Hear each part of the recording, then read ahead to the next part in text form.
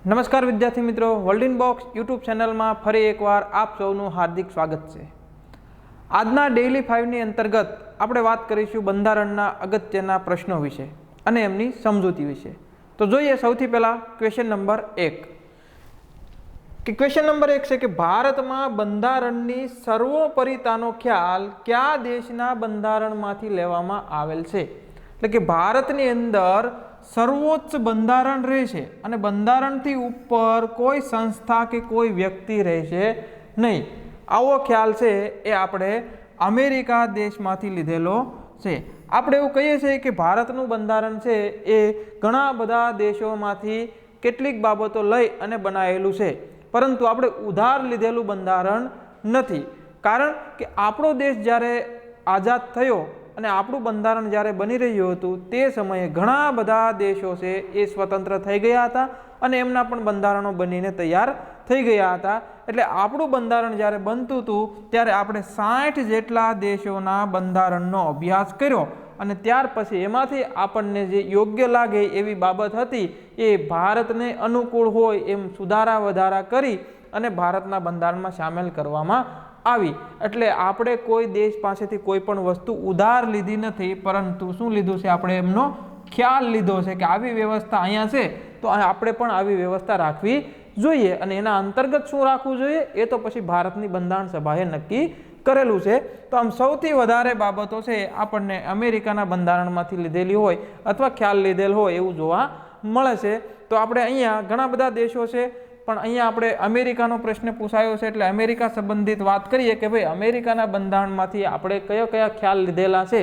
તો સૌથી પહેલાં જોઈએ કે ભાઈ આમુખ છે એ આપણે રાખવું જોઈએ એવો ખ્યાલ લીધો, પછી આમુખ તૈયાર તો આપણે કર્યું છે।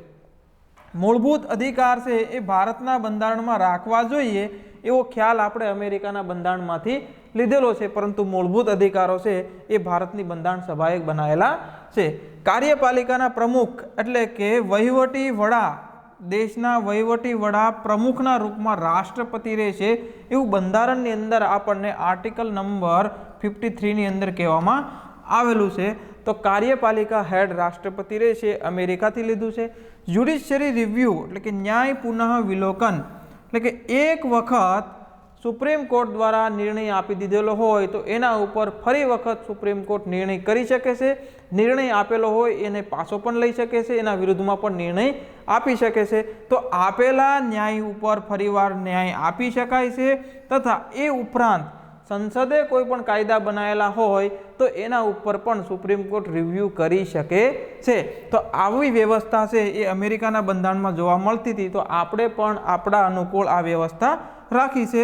સશસ્ત્ર સેનાઓના સર્વોચ્ચ કમાન્ડરના રૂપમાં રાષ્ટ્રપતિ રહેશે। આપણે સાદી ભાષામાં કહેતા હોઈએ છીએ કે ત્રણેય પાંખોના વડા એ રાષ્ટ્રપતિ ગણવામાં આવે છે। એ ઉપરાંત જનહિત યાચિકા છે, રાજ્યસભાના પદેન સભાપતિ તરીકે ઉપરાષ્ટ્રપતિ રહેશે આ વ્યવસ્થા। આ ઉપરાંત પણ કેટલીક બાબતો જેવી કે સર્વોચ્ચ અદાલત એટલે કે સુપ્રીમ કોર્ટ અને હાઈકોર્ટના જે ન્યાયાધીશો છે એમને હટાવવાની જે જોગવાઈઓ છે એની પ્રક્રિયા છે એ સંબંધિત ખ્યાલ આપણે ત્યાંથી લીધો છે। રાષ્ટ્રપતિને તેના પદ પરથી હટાવવા સંબંધિત ખ્યાલ લીધો છે। સુપ્રીમ કોર્ટની સ્વતંત્રતા, સુપ્રીમ કોર્ટના જે ક્ષેત્રાધિકારો આપવામાં આવ્યા છે એ ઉપરાંત બંધારણની સર્વોચ્ચતા, જે અહીંથી પરીક્ષામાં આપણને પ્રશ્ન પૂછાયેલો છે બંધારણની સર્વોચ્ચતા સંબંધિત, અને નાણાકીય કટોકટી, આ બધી બાબતોનો ખ્યાલ છે એ આપણે અમેરિકાના બંધારણમાંથી લીધેલો છે। ત્યાર પછીનો પ્રશ્ન આપણે જોઈએ કે મતદારની ઉંમર 18 વર્ષ કરવામાં આવે। આના પહેલાં 21 વર્ષ હતી, તો 21 વર્ષથી ઘટાડીને 18 વર્ષ કરવામાં આવે તેવી ભલામણ નીચેનામાંથી કઈ સમિતિએ કરેલી હતી? તો આનો રાઈટ આન્સર આવશે ઓપ્શન એ, તારકુંડે સમિતિએ આ ભલામણ કરેલી હતી। તો ચૂંટણી સંબંધિત કેટલાક સુધાર કરવામાં આવેલા છે અને એના સંબંધિત ઘણી બધી સમિતિઓ ગઠિત કરવામાં આવેલી। તો કઈ કઈ સમિતિ હતી અને એમણે શું ભલામણ કરી અને ક્યારે ગઠિત કરી તેના ઉપર એક નજર ફેરવી લઈએ। તો કે ભાઈ તારકુંડે સમિતિ છે 1974માં ગઠિત કરેલી અને એમણે ભલામણ જે આપી હતી મતદારની ઉંમર 18 વર્ષ કરવામાં આવે। એના પહેલાં 21 વર્ષ હતા, જેને 1989માં 1988ની અંદર બંધારણીય સુધારો કર્યો 61મો અને 1989ની અંદર એને લાગુ કરવામાં આવ્યું. એટલે આ 61મો બંધારણીય સુધારો 1989 અને મતદાનની ઉંમર છે 18 વર્ષ કરવામાં આવી, પરંતુ એ ભલામણ કરનાર સમિતિ હતી એ તારકુંડે સમિતિ હતી. ત્યાર પછી શ્યામલાલ ચકધર સમિતિ ગઠિત કરી હતી 1981માં. એમાં વાત કરવામાં આવી હતી કે મતદારને એક ઓળખ કાર્ડ આપવામાં આવે. ત્યાર પછી દિનેશ ગોસ્વામી સમિતિ 1989માં ગઠિત કરી હતી. એમણે ઈવીએમ મશીનનો જે પ્રયોગ છે, ઈવીએમ મશીનનો પ્રયોગ અને અનામત માટે રોટેશન પદ્ધતિ આપવામાં આવે એવી વાત કરેલી હતી. TN સેશન સમિતિ છે 1992માં ગઠિત કરી હતી. એમણે 1થી વધુ બેઠક પરથી ચૂંટણી લડવા પર પ્રતિબંધ લગાવવામાં આવે એવી ભલામણ કરેલી. ત્યારબાદ ઇન્દ્રજીત ગુપ્તા સમિતિ છે, જે ઇન્દ્રજીત સમિતિ છે 1998માં ગઠિત કરવામાં આવી હતી અને એમણે કીધું હતું કે ચૂંટણી ખર્ચ માટે એક જાહેર ભંડોળ છે એ સરકાર દ્વારા આપવામાં આવે ઉમેદવારોને. તો આવી ભલામણ કરેલી હતી ઇન્દ્રજીત સમિતિએ. ત્યાર પછીનો આપણે પ્રશ્ન જોઈએ કે નીચેનામાંથી કોણ 2 વાર ઉપવડાપ્રધાન બનેલ? તો ઉપવડાપ્રધાન છે એ આપણને ખબર છે કે સૌથી પહેલા ઉપવડાપ્રધાન આપણા ગુજરાતના હતા સરદાર વલ્લભભાઈ પટેલ, અને સૌથી છેલ્લા ઉપવડાપ્રધાન પૂછવામાં આવે તો હતા લાલકૃષ્ણ અડવાણી. પરંતુ અહીંયા આપણને એવો પ્રશ્ન પૂછ્યો છે કે 2 વખત ઉપવડાપ્રધાન કોણ બનેલું હતું? તો ઓપ્શન છે આમાં રાઈટ આન્સર એનો આવે છે ચૌધરી દેવીલાલ. તો આપણે એક નજર ફેરવી લઈએ કે અત્યાર સુધીમાં કેટલા ઉપવડાપ્રધાન બની ગયા છે અને કયા કયા ઉપવડાપ્રધાન હતા. તો સૌથી પહેલાં આપણે જોઈએ કે પ્રથમ ઉપવડાપ્રધાન આપણા સરદાર વલ્લભભાઈ પટેલ હતા 1947થી 1950 સુધી.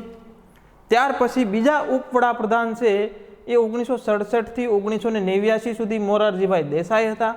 હવે અહીંયા એક વસ્તુ યાદ રાખજો મિત્રો કે ભાઈ 1950થી 1967 સુધી કોઈ ઉપવડાપ્રધાન કેમ નહોતું? તો કે ઉપવડાપ્રધાનની જોગવાઈ બંધારણની અંદર કરવામાં આવેલી નથી. જે કોઈ પણ વડાપ્રધાન હોય એમની ઈચ્છા અનુસાર ઉપવડાપ્રધાનની નિમણૂક છે એ કરાવી શકે છે. તો અહીંયા મોરારજી દેસાઈ હતા. ત્યાર પછી 1979ની અંદર શરણસિંહ છે એ ઉપવડાપ્રધાન બન્યા અને 1979માં શરણસિંહ ઉપવડાપ્રધાન બન્યા અને એ જ વર્ષમાં ત્યારબાદ જગજીવન રામ છે એ ઉપવડાપ્રધાન બને છે. એટલે 1989ની અંદર 2 વ્યક્તિ છે એ ઉપવડાપ્રધાન બને છે. પહેલા બને છે શરણસિંહ અને ત્યાર પછી બને છે જગજીવન રામ. 1979થી 1980 સુધી યશવંતરાવ ચૌહાણ એ ઉપવડાપ્રધાન બને છે અને 1989થી 1991 સુધી આ 2 વખત દેવીલાલ છે એ ઉપવડાપ્રધાન બને છે. અને 2002થી 2004માં સૌથી છેલ્લા ઉપવડાપ્રધાન આપણે કહીએ તો લાલકૃષ્ણ અડવાણી. ફરી એક વખત વર્ષને ધ્યાનમાં રાખીને જોઈ લઈએ. 1947થી 1950 સુધી વલ્લભભાઈ પટેલ, 1967થી 1969 સુધી મોરારજીભાઈ દેસાઈ અને 1979ની અંદર ચરણસિંહ અને એ જ 1979ની અંદર જગજીવન રામ અને ત્યારબાદ 1979થી 1980 સુધી યશવંતરાવ ચૌહાણ અને 1989થી 1991 સુધી દેવીલાલ ચૌધરી દેવીલાલ છે 2 વખત ઉપવડાપ્રધાન બને છે, જ્યાંથી આપણે અહીંયા પ્રશ્ન પૂછાયેલો છે. અને 2002થી 2004 સુધી લાલકૃષ્ણ અડવાણી છે અટલ બિહારી વાજપેયીની સરકારમાં ઉપવડાપ્રધાન બને છે. તો સૌથી છેલ્લા ઉપવડાપ્રધાન, સૌથી પહેલા ઉપવડાપ્રધાન અને 2 વખત ઉપવડાપ્રધાન બન્યા હોય એવા દેવીલાલ આપણો જવાબ બને છે. ત્યાર પછીનો આપણે પ્રશ્ન જોઈએ કે ભાઈ રાષ્ટ્રીય વસ્તી ગણતરી પંચના અધ્યક્ષ કોણ હોય છે? વડાપ્રધાન, ગૃહમંત્રી, નાણામંત્રી કે ઉપરાષ્ટ્રપતિ? તો અહીંયા રાઈટ આન્સર એમનો આવશે વડાપ્રધાન. વડાપ્રધાન છે એ રાષ્ટ્રીય વસ્તી ગણતરી પંચના અધ્યક્ષ હોય છે. રાષ્ટ્રીય વસ્તી ગણતરી પંચ છે 11 મે 2000ના રોજ ગઠિત કરવામાં આવેલું. એ ઉપરાંત કઈ કઈ બાબતના ઉપવડાપ્રધાન તરીકે કામ કરે છે તો જોઈએ. કઈ બાબતના હોદ્દાની રૂએ અધ્યક્ષ તરીકે કામ કરે છે વડાપ્રધાન? તો એમાં એક છે નીતિ પંચ છે, રાષ્ટ્રીય એકતા પરિષદ છે, રાષ્ટ્રીય જળ સંશોધન પરિષદ છે અને આંતરરાજ્ય પરિષદ છે. તો આ બધી સંસ્થાઓના પ્રમુખ તરીકે વડાપ્રધાન હોદ્દાની રૂએ કામ કરી રહ્યા છે, એટલે આના માટે કોઈ અલગથી પ્રમુખની નિમણૂક કરવાની જરૂર પડતી નથી. જે વ્યક્તિ વડાપ્રધાન બનશે એ વ્યક્તિ જ આમના અધ્યક્ષ તરીકે કામ કરશે. ત્યાર પછીનો આપણે પ્રશ્ન જોઈએ કે ભાઈ ટ્રિબ્યુનલ અથવા પંચો, જેને આપણે સાદી ભાષામાં ન્યાયાધિકરણ પણ કહીએ છીએ, એને બંધારણીય દરજ્જો કેટલામાં બંધારણીય સુધારા દ્વારા આપવામાં આવેલ? આનો રાઈટ આન્સર આવશે 42મો સુધારો 1976. હવે આ ટ્રિબ્યુનલ શું છે તો આપણે માય ક્લાસની અંદર એને ડિટેલમાં ભણ્યા છીએ, પરંતુ અહીં પ્રશ્ન પૂછવામાં આવ્યો છે તો એના ઉપર આપણે થોડું ફોકસ કરી લઈએ કે ભાઈ એક સમાધાન કરવાવાળી સંસ્થા છે. સમજો કે બે કુટુંબનો ઝઘડો થયો હોય તો એને સમાધાન કરવા માટે 5 જણ કે 10 જણ બંને કુટુંબના ભેગા મળી અને સમાધાન કરાવશે, જેને આપણે અહીંયા બંધારણીય ભાષામાં એ સંસ્થાને ટ્રિબ્યુનલ તરીકે ઓળખીએ છીએ. તો આ એક પ્રકારનું અદાલતનું જે કામ છે એ ઘટાડવા માટે અથવા અદાલતનો જે સમય છે એ ઓછો લાગે એને ધ્યાનમાં રાખીને આવી વ્યવસ્થા કરવામાં આવેલી છે. અને 42મા સુધારા દ્વારા 1976થી બંધારણની અંદર ભાગ નંબર 14A ઉમેરવામાં આવ્યો અને એમાં આ ટ્રિબ્યુનલ છે એને બંધારણીય દરજ્જો આપવામાં આવે છે. અને આર્ટિકલમાં આપણને પ્રશ્ન પૂછાય તો 323A અને 323B આ બે આર્ટિકલ છે એ ટ્રિબ્યુનલ માટે છે. ખાસ કરીને 323 છે એ એડમિનિસ્ટ્રેટિવ ટ્રિબ્યુનલ માટે છે અને 323B છે એ અન્ય બાબતના ટ્રિબ્યુનલ માટે કરવામાં આવેલ છે. જોઈએ આપણે અહીં એ જ વાત કરી છે કે વહીવટી ટ્રિબ્યુનલ માટે 323A અને બીજી બાબતો માટેના ટ્રિબ્યુનલ છે એની વાત 323Bમાં કરી છે. બંધારણનો ભાગ નંબર 14A ઉમેરવામાં આવ્યો છે, જેને પંચો અથવા ટ્રિબ્યુનલો કહીએ છીએ. આના પહેલાં બંધારણની અંદર એક જ જગ્યા પર વાત કરવામાં આવી હતી કે જે આંતરરાજ્ય જળ વિવાદનું ટ્રિબ્યુનલ હતું એ જ, પરંતુ 1976થી 42મા સુધારા દ્વારા એને બંધારણીય દરજ્જો આપવામાં આવેલો અને આને એક અર્ધ ન્યાયિક સંસ્થા તરીકે સ્થાન આપવામાં આવ્યું. ત્યાર પછી આપણે ટ્રિબ્યુનલ વિશે વાત કરીએ તો વહીવટી ટ્રિબ્યુનલ અધિનિયમ છે એ બનાવવામાં આવ્યો 1985માં.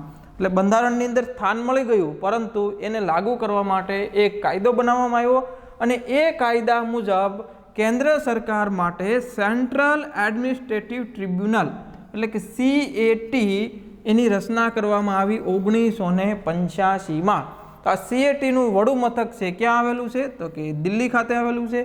આ CATનું કામકાજ શું છે તો કે કેન્દ્રીય મુલકી સેવાઓ એટલે કે સિવિલ સર્વિસ અને અખિલ ભારતીય જે સેવાઓ છે એના કર્મચારીઓ જે છે એમને કોઈ પણ પ્રકારનો પ્રોબ્લેમ હોય તો અદાલતમાં જતા પહેલાં એ ક્યાં સીધા જ આ ટ્રિબ્યુનલની અંદર ફરિયાદ કરી શકે છે અને એના એક્સપર્ટ હોય છે એ એમના દ્વારા નિર્ણય આપવામાં આવતો હોય છે. એટલે ઝડપથી અને જે ફરિયાદી છે એ ફિલ્ડના વ્યક્તિ હોય છે, જે જજ બનેલા હોય છે, જે ફરિયાદી જે ફિલ્ડના છે એ જ ફિલ્ડના વ્યક્તિ એના જે જજ હોય છે એટલે નિર્ણય આપતા સમયે એમને સરળતા પણ રહે છે, એ ફિલ્ડનો અનુભવ પણ હોય છે. તો આટલા માટે અદાલતનું કામ છે ઝડપથી થાય તો આ ટ્રિબ્યુનલ છે અહીં ગઠિત કરવામાં આવે છે. આ CAT છે એના અધ્યક્ષ જે હોય છે તથા એક ઉપાધ્યક્ષ હોય છે અને સભ્યો હોય છે. તો આ બધાની નિમણૂક છે એ કોના દ્વારા કરવામાં આવે છે તો કે રાષ્ટ્રપતિ દ્વારા કરવામાં આવે છે.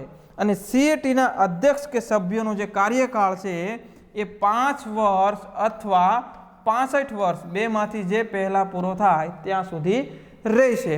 કાં તો 5 વર્ષ એના કાર્યકાળ દરમિયાન પૂરા થઈ જશે અથવા એની ઉંમર છે એ 65 વર્ષ પૂરી થઈ જશે. બેમાંથી જે વહેલું પૂરું થશે ત્યાં સુધીના અધ્યક્ષ અથવાના સભ્ય તરીકે કામ કરી શકે છે. ત્યાર પછી આપણે એમાં વાત કરીએ કે સ્ટેટ એડમિનિસ્ટ્રેટિવ ટ્રિબ્યુનલ ગઠન પણ કરી શકાય છે રાજ્ય લેવલ પર. અને જો કોઈ 2 કે 2થી વધારે રાજ્યો મળીને એક જોઈન્ટ એડમિનિસ્ટ્રેટિવ ટ્રિબ્યુનલ પણ ગઠિત કરી શકે છે. તો એ પણ એમાં જોગવાઈ કરવામાં આવેલી છે. અને સ્ટેટ એડમિનિસ્ટ્રેટિવ ટ્રિબ્યુનલ છે એટલે કે SAT છે એ રાજ્ય સરકારના કર્મચારીઓના વિવાદ સંબંધિત નિર્ણય કરે છે. અને આવા રાજ્યના SAT જે છે એની નિમણૂક છે એ કોણ કરશે તો કે રાષ્ટ્રપતિ કરશે, પરંતુ જે તે રાજ્યના રાજ્યપાલ સાથે ચર્ચા વિચારણા કરશે અને ત્યારબાદ એમની નિમણૂક કરવામાં આવે છે.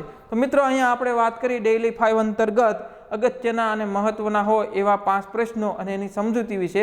બસ આવી જ રીતે આપણે મળતા રહીએ અને નેક્સ્ટ વિડીયોમાં બીજા પ્રશ્નો વિશે પણ આપણે ચર્ચા કરીએ.